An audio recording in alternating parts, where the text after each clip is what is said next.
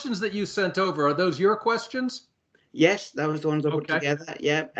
Is everyone happy with how the questions look? Yeah, no, absolutely. And in fact, Logan has just joined us. What we should do is a brief introduction around the table, certainly of Logan ourselves, and also Matthew. I'd love to know a little bit about your background as well. Why don't we let you kick off, Matthew? Tell us about yourself, and then I'll fill in, and then Logan. Okay, no problem. Thank you, Keith. Well, yeah, I'm editor of International Security Journal and Security Journal UK. I studied journalism at Staffordshire University a long time ago now, unfortunately.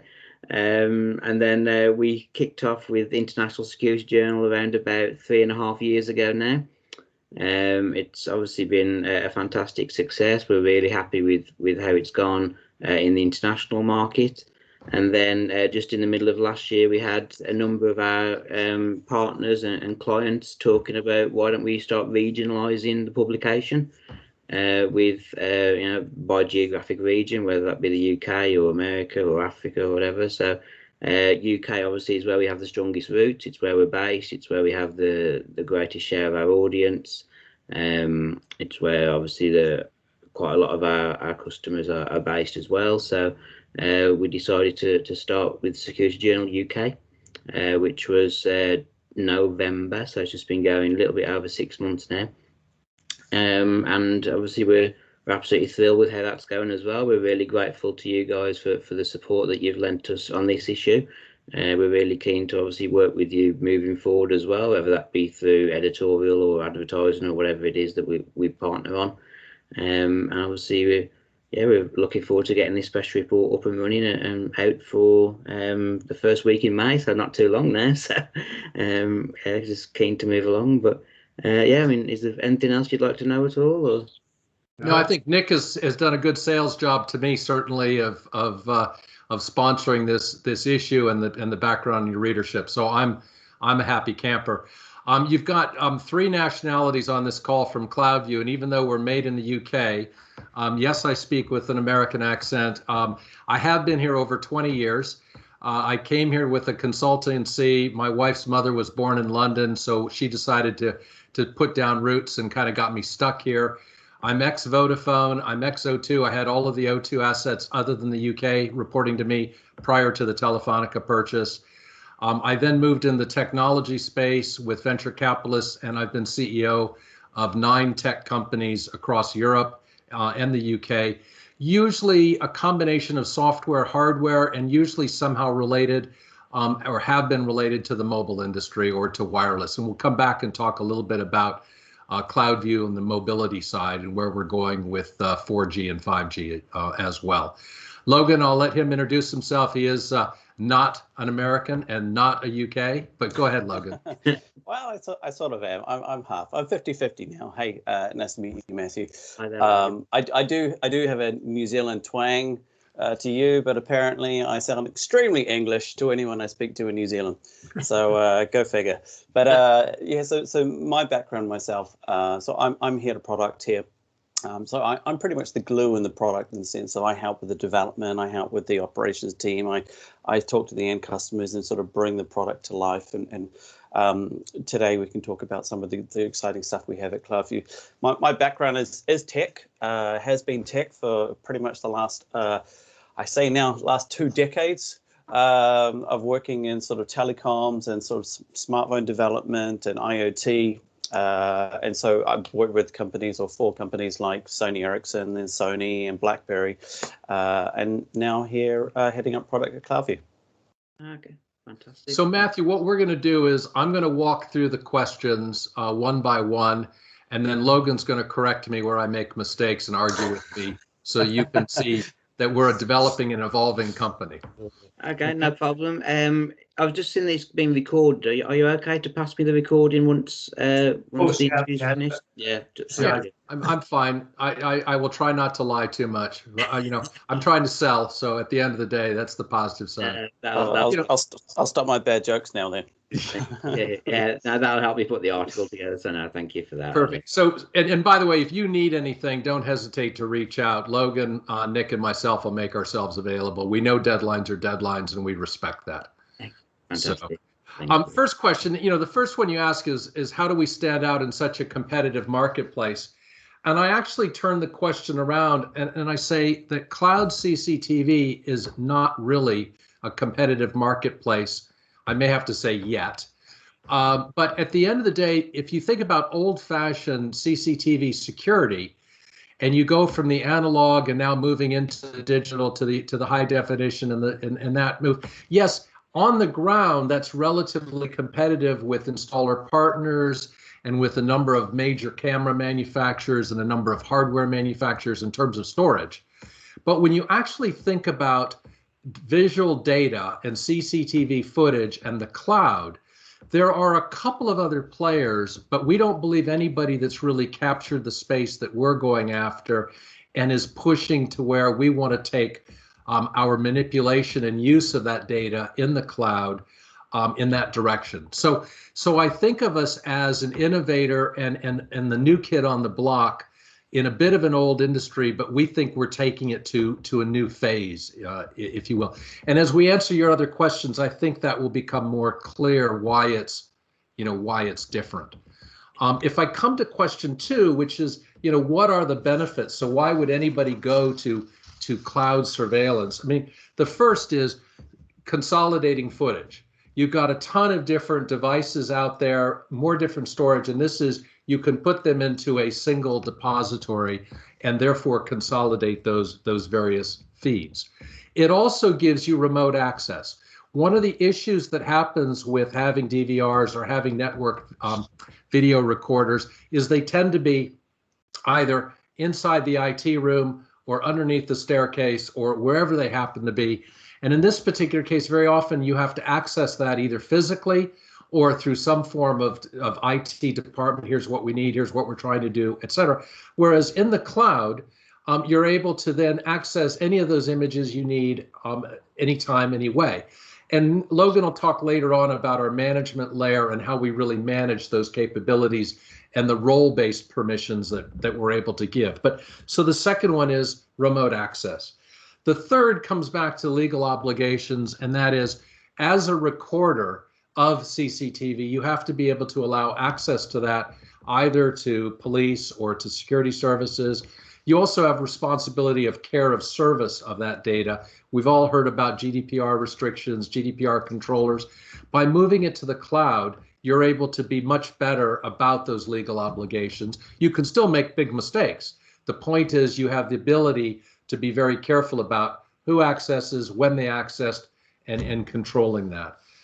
The next thing you can do is align that CCTV with other processes.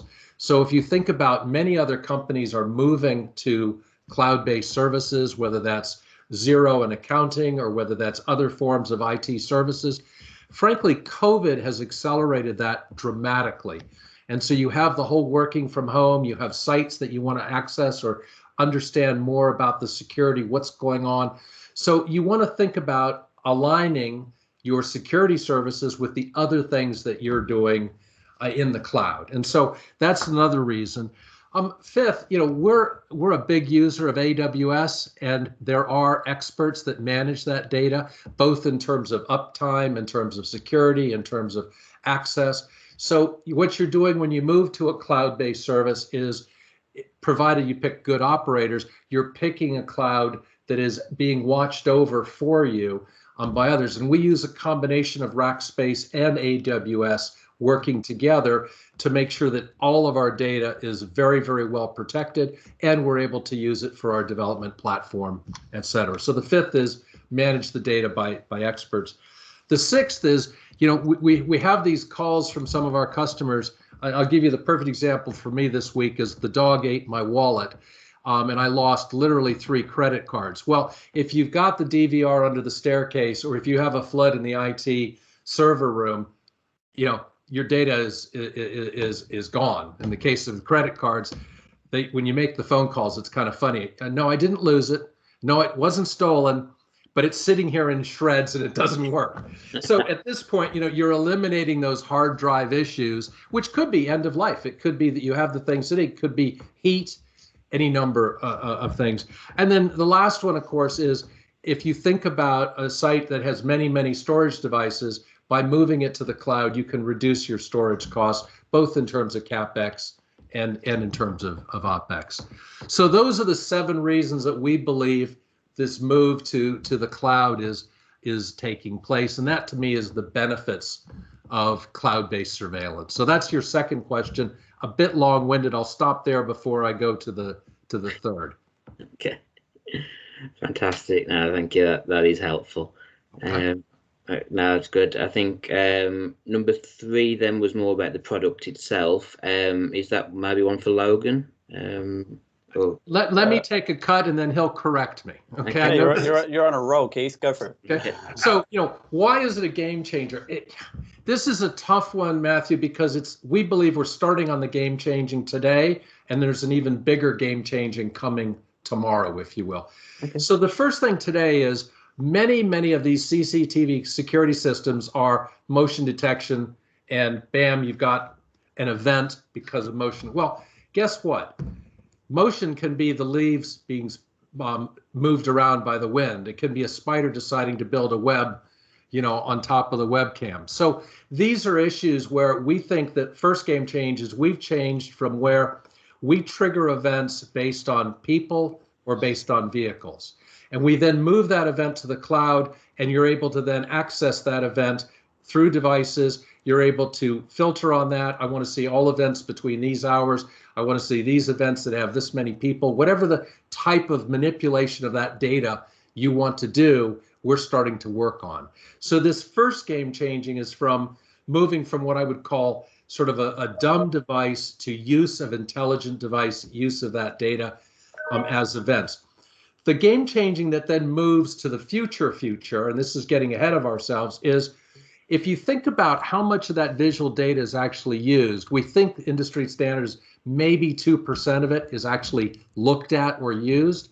What we think is the game changer in the future is to change this from CCTV monitoring to visual data, and then taking that visual data and using it to trigger other business activities or other business processes. We're working on that. We don't have a lot of that yet, but to me, that's the real game changer, is where we actually are brought in by an end customer, by one of our partners, and they say, hey, we want to know when there are 15 people in the laboratory and we want the air conditioning to be turned up automatically. I mean, that may sound like a simple case, but you could start to see where you drive plant processes, accounting processes. You could have a different way of viewing it. We do have a PPE module. Is that person wearing PPE? That's some research that we've been doing for one of our customers. So what happens if you have 9 construction sites? One of those construction sites, everybody's religious about PPE. There are no issues. 8 of them, there are no issues. But one of them, they're kind of lax and they don't really care. Wouldn't you, as the head of health and safety or the head of security, like to know that construction site A is one of your problem children, and for risk reasons, you need to go there and make sure that those rules are being followed? I mean, that's just one example, but you could start to think about taking that visual data to many other examples. And that's what we want to do in the cloud, is use it to create analytical modules that enable you as our customer to do your evaluation of that event for reasons that you want. That's to me why we think of it as a game changer. We're agnostic in terms of hardware. We do some edge computing, but really what we're talking about is moving those events to the cloud and doing the work in the cloud. Okay. Why is it important that all data is safely stored and easily accessible, or always accessible? This comes back to the many reasons I gave you for using cloud. At the end of the day, you want to know, and this is why we use Rackspace and AWS, you want to know that it's secure, yet you want to be able to access it. Again, what we've developed is a set of role permissions. So if you're an administrator, perhaps you can look at all cameras all the time. But if you're somebody that works on the north site, you can only look at the north site data. You can't look at the south site data. If you're the south site facilities manager, you can look at only that. If you're if you're the person responsible for sending the police a particular clip they've asked for, you can look at all clips or all events. So we can go through and create any number of permissions depending upon the management of this cloud data. Logan, is there anything I've not said about our management tool as well as the cloud services? No, I think you pretty much nailed it. I think the key part of management is the ability to manage data. And it's the ability to ensure that that data remains secure. And basically, we developed a role-based access control system where from an IT admin, because we're seeing obviously the transition of a lot of IT admins now really looking to control sort of a larger portfolio of cameras. So if sites have deployments on multiple different locations, they want to be able to manage all of these really simply. So the ability to have that role-based access control and manage those independently in those areas of, as Keith sort of said, that's person X should only see person Y. This person with this level, like a junior operator, should not be able to delete videos, for example. It's ensuring that their data is able to be controlled, managed, but also only accessible to the key people that need to see it. And whilst sometimes that sort of thing, role-based access control, isn't sexy, it's critical, and it gives businesses peace of mind, because it's all about the safety of the information, and it's about customers wanting to know that they can trust that the solution there is actually keeping all of their information private, which is primarily exactly what we're trying to do there. So no, I think you pretty much nailed it there, Keith, in the sense of what we can do. I am getting a low battery signal. I don't understand why, because everything looks fine. I'm going to go around my desk and plug it in and unplug it. Sorry about that. This goes to the legacy question. I'm assuming you can still hear me fine. In the legacy question, we're moving from an analog world into a digital world. We are agnostic on. He's killed it. Oh, it's gone. No, he's still there. He's still there. Watch this. This is going to be magic.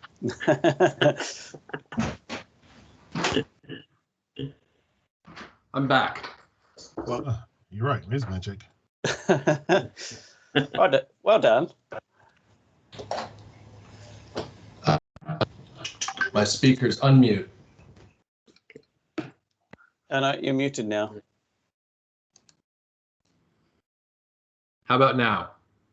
Perfect. Yeah. Okay. So coming back to legacy, we are working hard to be agnostic on the camera side. We are able to deal with the old analog cameras, but at the end of the day, we're finding many of our customers are still using some of the old coax to connect to new IP cameras, and we're able to use those adapters to do that as well.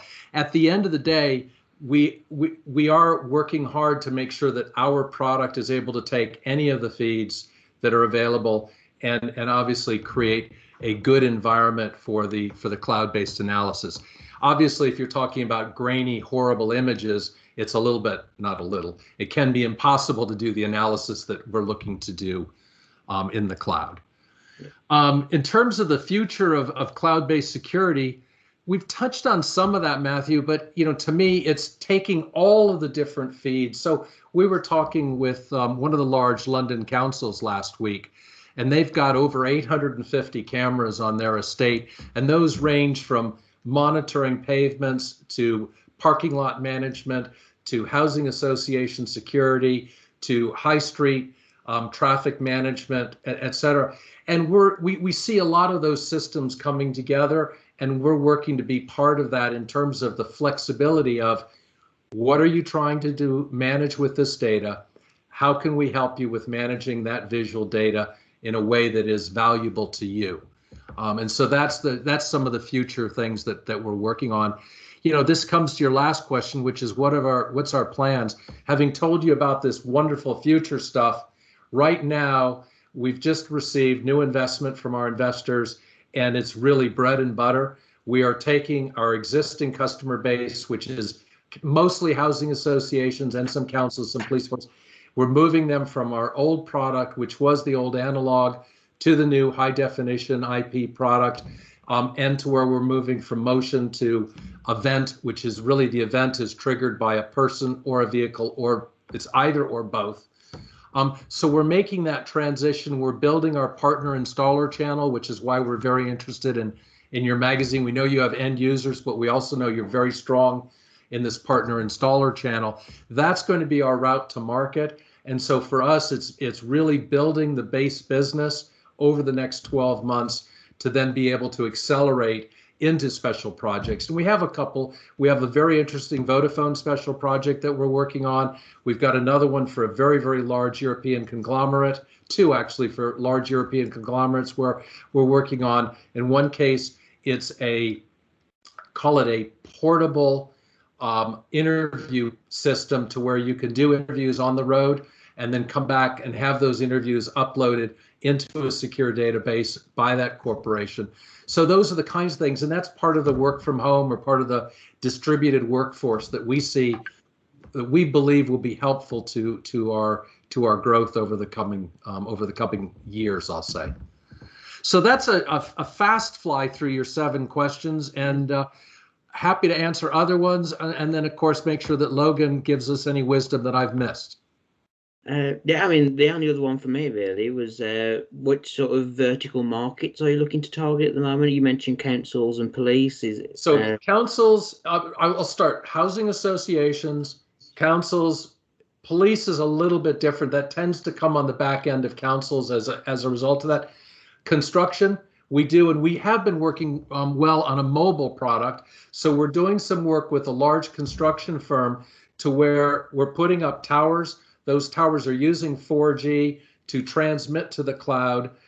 We have those towers being put up on construction sites so they're able to monitor who's entering the site, who's on the site, what vehicles are coming in or coming out, what's the flow of people, making sure that travelers don't come in. I shouldn't say travelers, I should say walkers, or there's another term for travelers, but in other words, just making sure the site is secure. So we're doing a lot of work in that area. We have had some education and we've looked at some hospitals. We're not retail though, so our events we're not looking for very, very, very high traffic, very fast, quick, if you will, events. We're really much more of a, I shouldn't say slow event, but much more of a less events per hour than you would find, for example, in the retail environment. Okay. No, fantastic. Good. Thank you. Yeah, that was all for me. And Logan, was there anything else you'd like to add? Or? No, I guess Keith's doing a cracking job of rattling through all the questions with all the answers. But I guess the only thing I would come back to is just what you see behind us here on Cloudview is just it's simple, smart, and secure. Okay. So those 3 points are really the key part of our brand, which is we want to make sure that it's simple. And when we say the product is simple, it needs to be easy for the installers to install. We work very well, and we're building the partner network, as Keith has been saying. So we want to make sure that it's easy to deploy from them. We also have no software to install.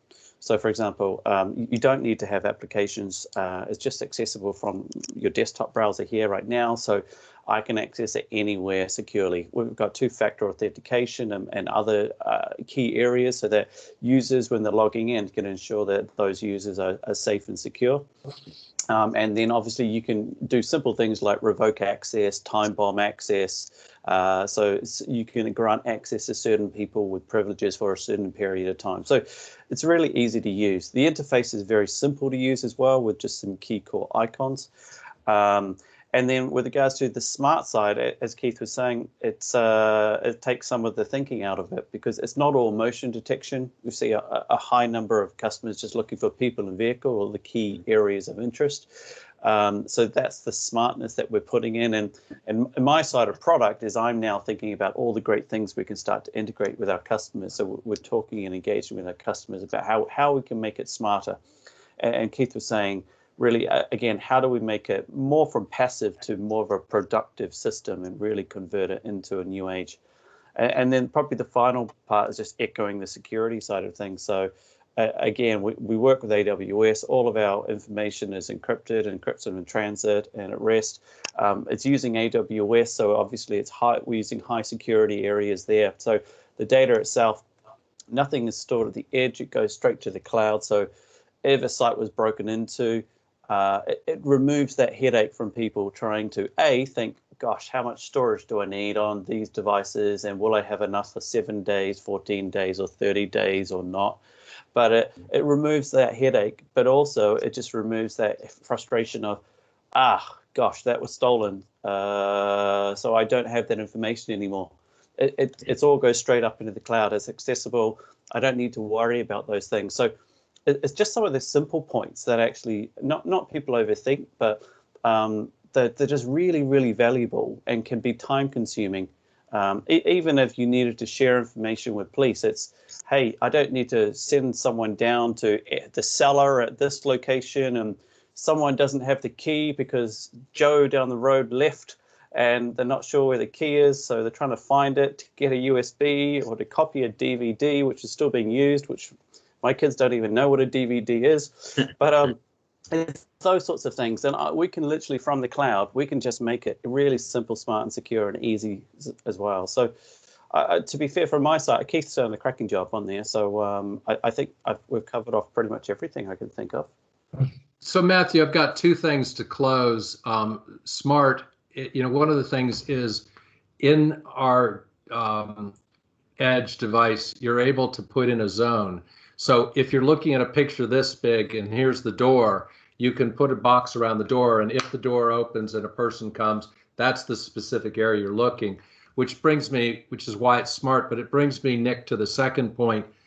I think it would be very worthwhile for Matthew and Chi to have Chris or Gary do a 10-minute demo, because a picture's worth 1,000 words. If we have two field installation guys that are fantastic at demos, and it would only take 10 minutes, it would not be boring, I guarantee you. But I do think, Matthew and Chi, it'd be great for you to take a look at a demo and have Gary and or Chris do a 10-minute. And I believe it is 10 minutes, because I made them do it in 5 minutes last week to a customer. So they can roll through that if you'd be willing to spend the time, Matthew. Yeah, it'd be lovely to see it in action. Absolutely. So Yeah, definitely. Yeah, Nick, given the timing of Matthew's article, get the 15 minutes in the diary tomorrow, the next day, because again, a picture's worth 1,000 words. Yeah, no worries. Okay, super. Thank you, Matthew. Thank you very much. Nick, over to you. Yeah, just a couple of things that I noted, and thank you guys. That was really good. One is just reiterating this thing about a single pane of glass, and I know that's one of your things, Logan, that I've always loved that expression. So you might want to just explain that to.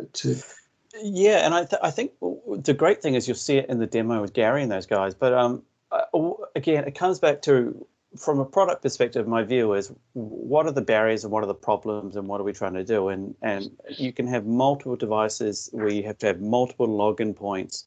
But actually for us, it's managing an estate. So we have customers that have hundreds of different sites, but all of those sites are just accessible through this single pane of glass. So I don't need to log into different portals anywhere. It is just a single login, and then I have all of the effectively the devices and cameras that I can look at, and then I can manage all of them from this single pane of glass, a single console, and I can manage it all from my home or manage it from the office, just from the browser itself. So it's really, really simple to effectively manage. And again, it just comes back. It's ease of use for the end user to be able to control everything. We lost Keith in. And then the other thing was being the only Brit from Cloudview, was just to say that we are a British company. We're very proud that it's British technology, and even though we've got developers from based in different countries, we do class ourselves as being the very top end of British technology. So something you might want to just mention. Okay. Perfect. Yeah, well done, Nick. Okay. Fantastic. Yeah, I mean, is there anything else at all, or we all good? That's great. I mean, what I will do is I'll follow up and just find out if Gary and Chris are available, and come back to you with some timings over the next couple of days, because it would be worthwhile you just having the experience of it. No, yeah, I always like seeing the products in action. To be fair, it's part of the reason why I'm missing the trade show so much at the minute. It's one of the few chances I get to actually see them. So it will be good to have a demo. And then obviously, are you sending over the article today, the Knowledge Partner article? Yeah. Yeah. So, hi Keith. Yes, sir. Sorry, guys, I'm on my phone now. That's what happens when you mess around with the power. Just so you know, Keith, the only other thing I just mentioned as the only Cloudview Brit on the call was just to say that we're proud to be a British company and proud of this British technology, even though we've got our developers in different countries. We are British. So Excellent. So I'm going to set up the demo calls for the demo session for the guys, and yeah, I think if there's anything else, Matthew, just feel free to come back to any of us, any of us around the table. So we're happy to fill in the gaps. Okay, fantastic. Okay, thank you. Yeah, thanks everyone. Great to meet you. Keith, Really useful. Yeah. Thank you. Great to Cheers. meet you, Matthew, Thank you. and Chi Thanks as well. all. So cool. Take care. Thanks, everybody. all. Thanks, G. See ya. Take care, everyone. Bye bye. Cheers. Bye-bye.